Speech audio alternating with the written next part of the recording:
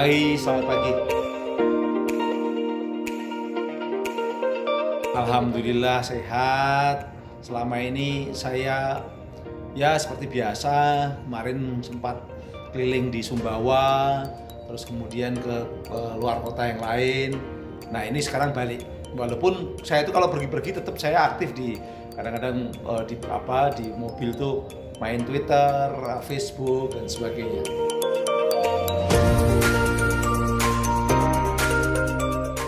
Gini ya, Cipta Kerja ini kan sebenarnya niat dan awal maupun juga isinya itu jelas-jelas untuk kebaikan Indonesia. Kita tahu bahwa Indonesia yang aturan-aturan hukumnya itu seringkali carut marut ya, saling kunci begitu, dan kita tahu kalau namanya investasi itu untuk masuk Indonesia, investasi tidak harus asing. Termasuk investasi itu bisa kita juga bisa berupaya itu investasi. Bukan izin macam-macam, kesulitan harus izin ini, izin itu. Kadangkala sudah oke di tingkat pusat, nanti di provinsi belum tentu oke, di kabupaten kota belum tentu oke, nanti masih sampai bahkan sampai kecamatan. Berbagai hal yang menyebabkan rantai prosedur itu menyebabkan sulitnya usaha. Nah, Omnibus Law ini mencoba untuk menghilangkan hal-hal seperti itu di berbagai sektor, di berbagai istilahnya itu klaster. Nah, klaster-klaster ini yang perlu nanti coba dilihat satu persatu. Klaster agama seperti apa, klaster tenaga kerja seperti apa, klaster UMKM seperti apa. Jadi saya sendiri lebih tahu tentang klaster komunikasi dan informatika.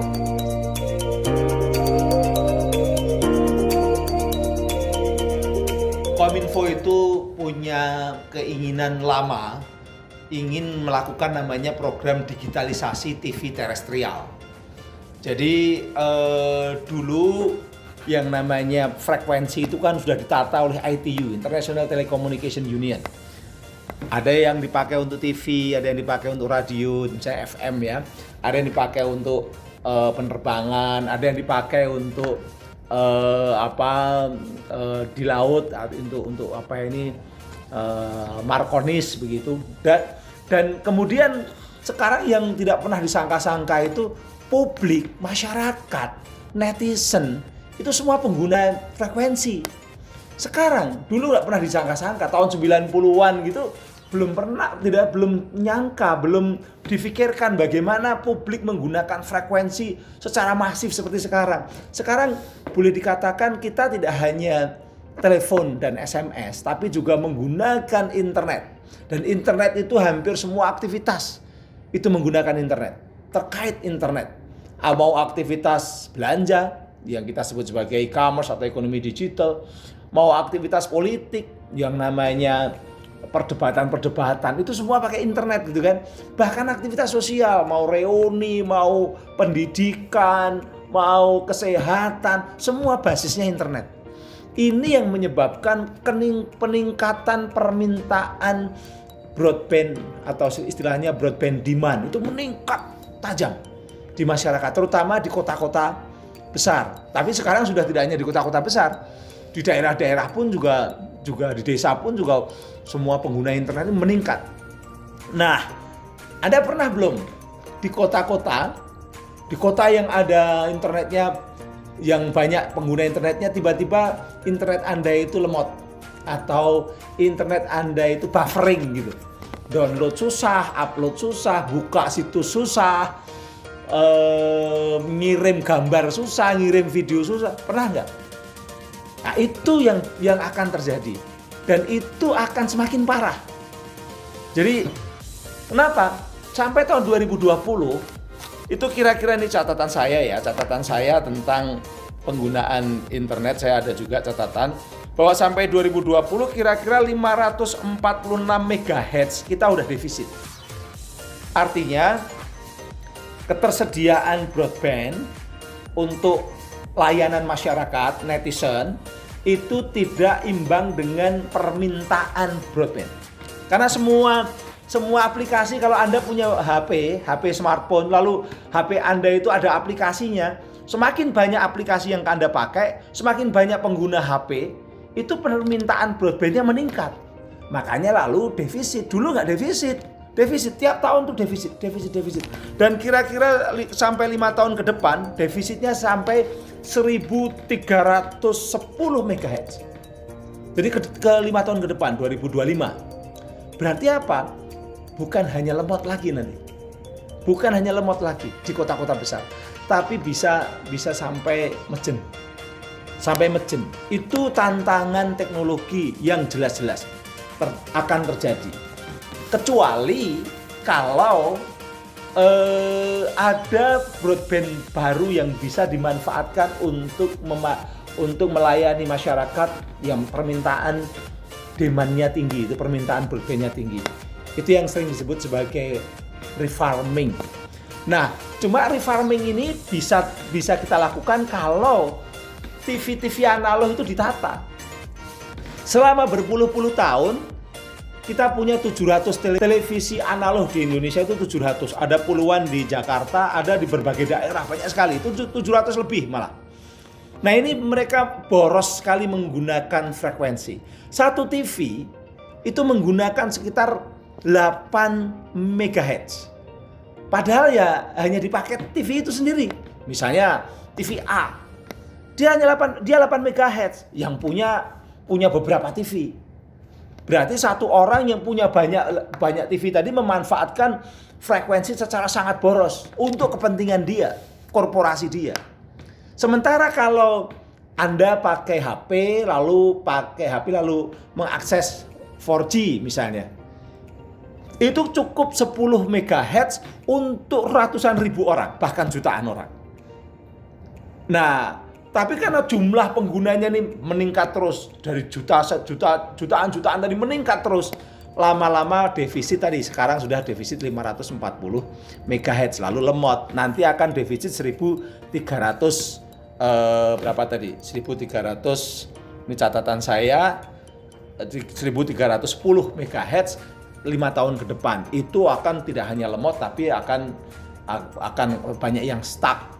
Kecuali tadi kita siapkan broadband baru. Nah, gimana cara menyiapkan broadband baru? TV-TV yang boros tadi, yang 700 TV itu harus didigitalisasi. Frekuensinya harus menggunakan digital. Frekuensi yang 8 MHz sementara sampai detik ini dipakai untuk satu TV, nanti dengan digitalisasi TV dengan analog switch off, dia 8 MHz ini dipakai 9 sampai 12 TV. Sehingga dari 300-an MHz yang selama ini berpuluh-puluh tahun dipakai TV, maka itu nanti akan dikembalikan kepada negara, kepada rakyat, kepada kita semua sekitar 113 MHz. 113 MHz ini menjadi broadband baru yang dipakai untuk pengembangan 5G maupun juga untuk melayani permintaan yang namanya tadi Anda pakai internet, supaya internet Anda tidak lemot tadi. Memang yang lemot itu hanya yang yang pakai frekuensi. Kalau pakai fiber optik tidak. Karena fiber optik itu kan lain ya, dia pakai kabel kan. Fiber optik tidak. Tapi yang pakai frekuensi BTS itu pasti akan lemot.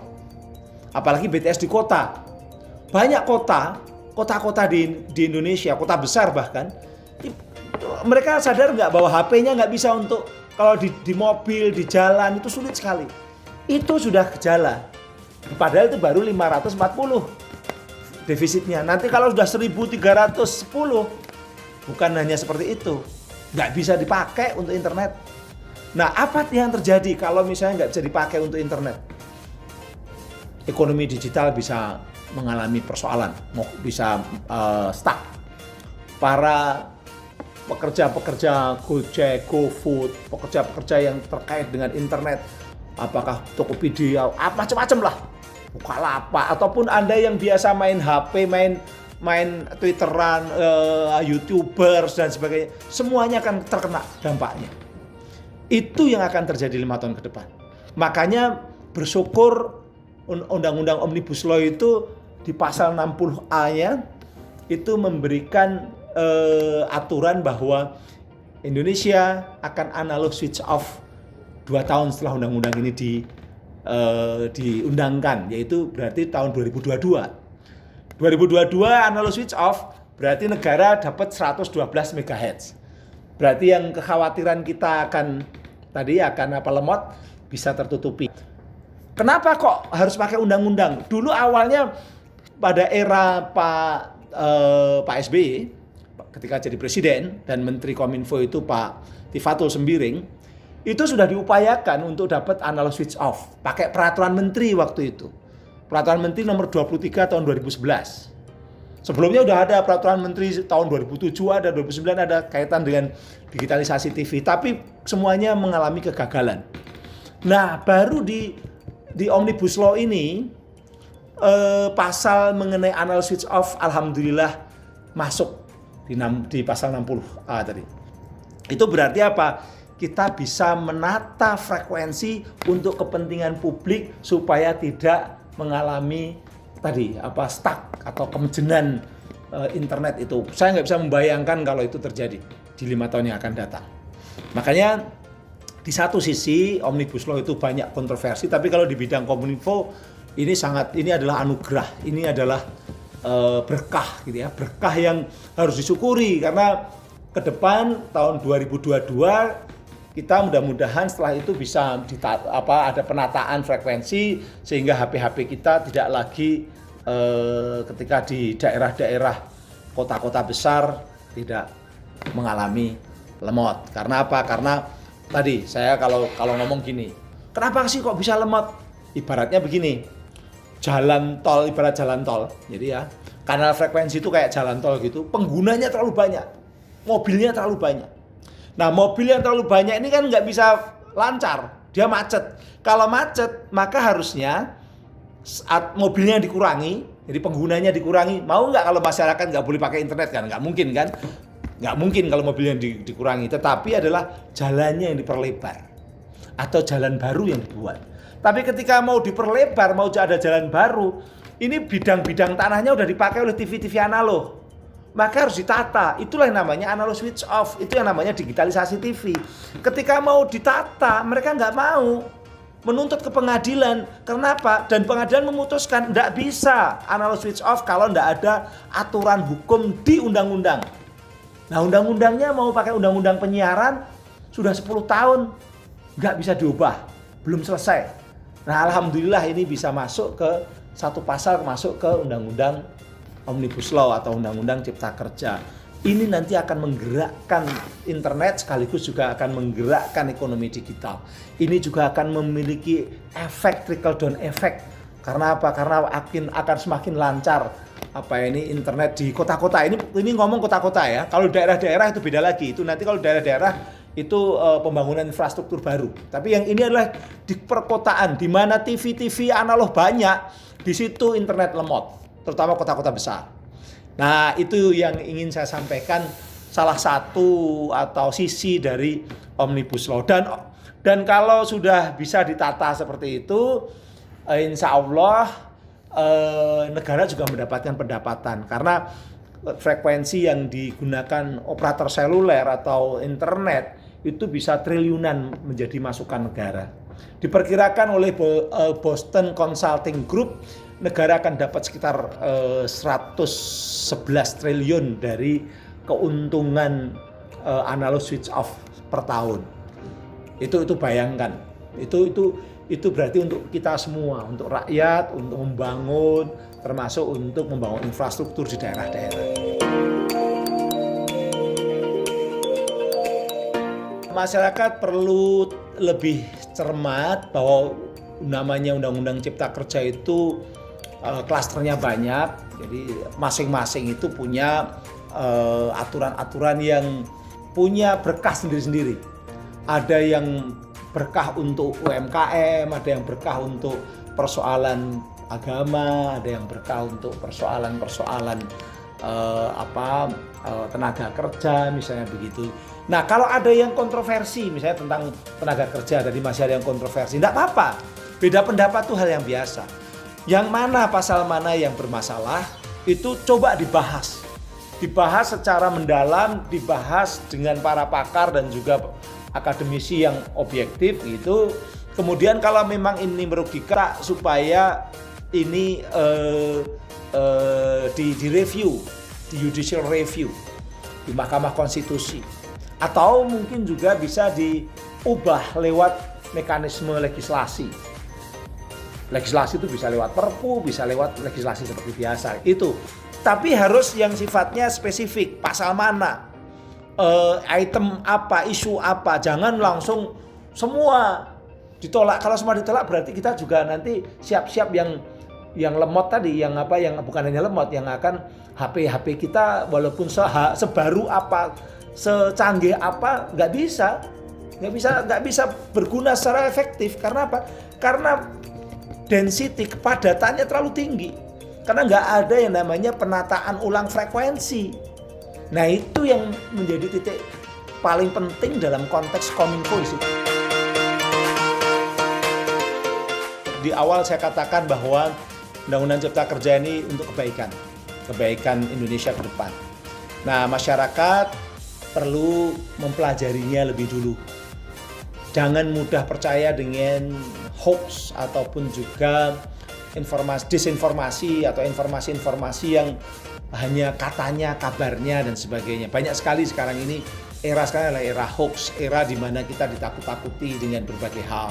Maka jangan mudah percaya, tapi tanyakan pada ahlinya, tanyakan kepada orang yang kompeten, tanyakan kepada lembaga yang terkait. Pada dasarnya tidak ada namanya pemerintah ataupun juga parlemen begitu ya, yang ingin menyengsarakan rakyat. Pasti ada, mereka juga punya hati nurani. Semua punya hati nurani. Jadi coba dicek aja dulu, dipelajari dulu, pelajari satu demi satu isinya, pelajari kebaikan-kebaikannya. Nah, kalau memang menemukan hal-hal yang buruk, karena memang tentu tidak semuanya itu perfect ya, tidak ada yang namanya sempurna. Kita usulkan untuk diubah. Kita sampaikan diubah. Apakah itu kepada Presiden, apakah itu kepada DPR atau Mahkamah Konstitusi. Mahkamah Konstitusi, karena apa? Kita ini negara demokrasi, negara yang semua persoalan kepentingan dicoba untuk diselesaikan dengan cara-cara komunikasi, dengan cara-cara elegan, sesuai dengan aturan. Ada Mahkamah Konstitusi, manfaatkan. Ada penyaluran lewat parlemen, manfaatkan. Ada yang perlu kita sampaikan kepada Presiden, kalau memang itu benar, faktanya begitu, sampaikan. Tapi jangan dengan cara-cara yang buruk atau anarki dan sebagainya. Itu hanya merugikan Indonesia. Apalagi kalau di kalangan akademisi, saya yakin kalau akademisi pasti bikin kajian-kajian yang bagus, yang objektif, dan itu bisa disampaikan kepada pemerintah atau dicoba untuk di judicial review di Mahkamah Konstitusi untuk diadu argumentasinya dengan pembuat undang-undang.